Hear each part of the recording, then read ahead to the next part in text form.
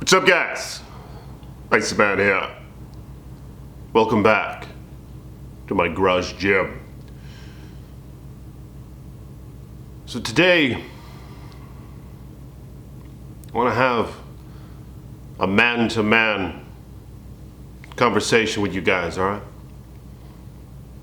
A toad-to-toad conversation.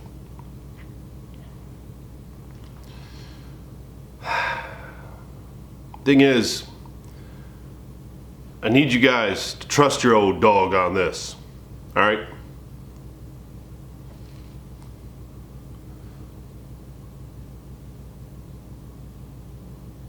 It's important, man,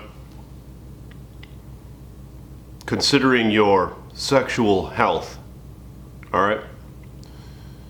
Because your dick, I think, is a good indicator of your overall health.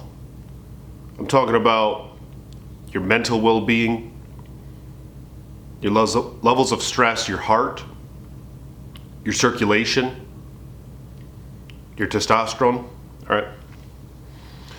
It's an indicator of that, man. If it gets hard as a fucking rock, that's a good sign. But there's a lot of things that you can do to help keep those levels nice and sustainable and even improve them, all right? As far as I understand it, well into your middle age and things like that. And probably even older age, I'm lying with you guys. The truth is, there's a lot of young guys even who have problems. And that's the last thing you want, really, is to have a girl come to your house and in a consensual manner, the two of you agree to interact sexually and your pee-pee won't go up. You guys, you probably know what I'm talking about. I'm sure you've heard stories at the least, you know? Stuff happens, man, even to young guys. It sucks. And you don't want to be in that position. When a female human enters your occupancy and you can't perform, you know what I mean? But beyond that, think about life, okay? The good things in life.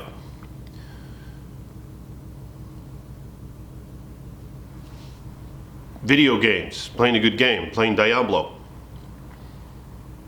having something to eat, big thick burger from Five Guys or something like that, and putting your dick into a vomit and squirting, jizzing, climaxing, etc. You know? As far as I see it, you can kind of narrow it down. And I think that in general is up there, man. I mean, a lot of what we do, some would argue nearly everything that we do as men kind of revolves around, in a sidewinder sort of way, attempting to gain access to the female reproductive orifice, all right? And there's a lot of disciplinary measures that you can take, like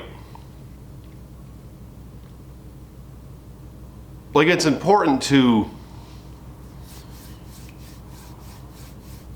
understand your body. Like, you can do research on this, you know, like how many times a week should you ejaculate? What's the healthy measure of that, depending on your age range? Now, data on this varies, but it's important to take note of that stuff, because holding off and sustaining from it can really, from what I've experienced, man, it can fill you with energy. Where you refrain for a time from a sexual activity, right, of any sort, and it starts to just build up in you, where you just feel like you're gonna explode. but it's euphoric, all right? And it's motivating. Because then you can go and get shit done. You can get on the bike, for example. You can lift some weights. You can be productive, you know? Because there's tables on this shit. You guys should look it up if you're interested. Something to do with like 5 to 7 days without ejaculating, your testosterone levels peak, okay? So if you can hold off until that period, you might be at your peak, all right? I mean, it varies by user to a degree, of course, but it's shit worth looking into, you know, and experimenting with your own body. Because then if you can sustain and wait, and then you convince a female human to interact with you sexually, it can be very euphoric, man. For you and her. You feel like a fucking volcano that's about to erupt, man. It's told. But this shit can be really important, man.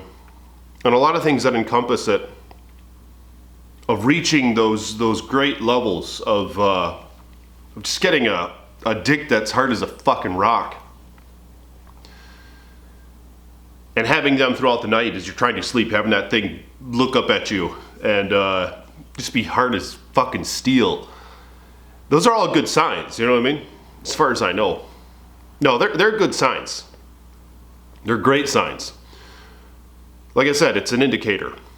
And there's a lot of things you can do to sustain that, all right? Exercising, eating right. I take a lot of supplements. And there's things that even help with testosterone, like horny goat weed, tribulus or some shit. I don't know how you say it. Let me know in the comments. It's called tribulus or something. Zinc, although zinc makes me kind of sick if I just have a tablet of it, so I have to get it in other sources. If I just have like a tablet of zinc, you know, one of those manufactured tablets of it, it can give me like stomach aches and stomach pains. It's really odd. But zinc's an important one, but you can find it in foods. And they say it's important to get it all in foods as much as you can because a lot of those supplements are just a bunch of fake bullshit. And that might be true, I don't know. And organic stuff, you know, like pumpkin seeds, for example, is a very high quantity of zinc per ounce. And black ants or some shit, I don't know, you guys should look this stuff up. It's like, you get them from China or Japan or something, these black ants, man. Apparently they're like the highest natural concentration of zinc on Earth or some shit. Yeah. Eat a bunch of dried black ants. You can buy them online. I haven't done that yet. I would like to, but we'll see. They're expensive is the thing. And I've been making these smoothies that supposed to be like helpful when it comes to just having just great erections and things like that, and blood flow and circulation. And I might make a book on it and list it on that creator website or whatever that I've sold some mugs on and things. I don't think anyone's bought my cookbook on there. I have a cookbook on there. It's legit, dog. It's good as fuck. But I might make a smoothie book that's for your dick, you know? Because there's this one that I make and you have like a lemon in it. You put like a quarter of a full lemon. You just grind that shit up. I just looked into all these foods and stuff that's supposed to help with testosterone, circulation, and erection enhancements and things like that. So I put like a lemon in there. I put some grapes. I put that maca powder or whatever. Not the green tea one. What's the other one? The maca? The black maca? I can't remember which is which, the matcha or the maca. It's not the green tea one though. It's the other one. And cacao powder, a banana. I mean, there's all sorts of shit in it. There's spinach.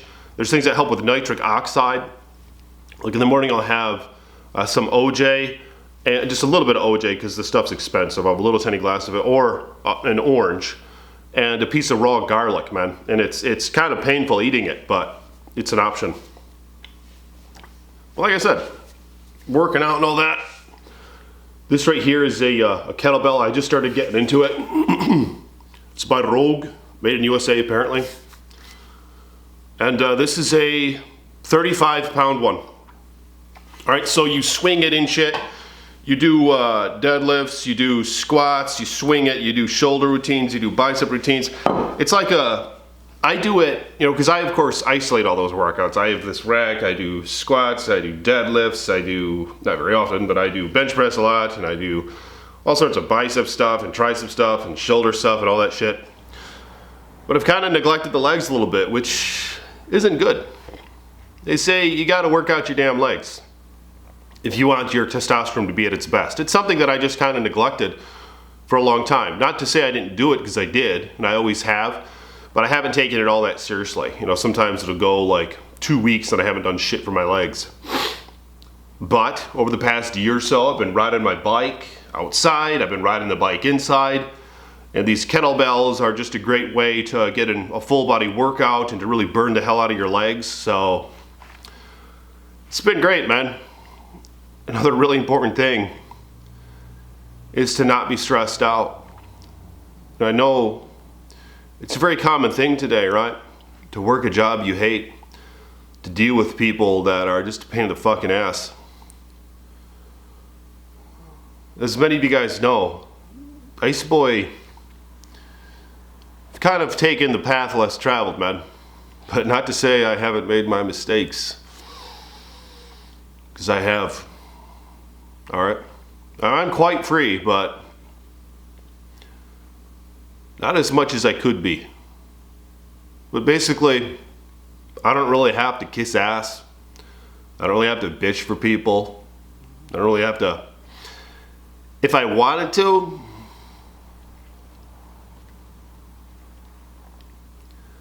I can, for the most part, just avoid that shit, you know? But of course, it can be good to try to come to the mental state of not letting it phase you, you know? Like, say you do have to deal with people that you just don't like, you know, that you don't want to be around, that are annoying, that are imposing, you know, things like that.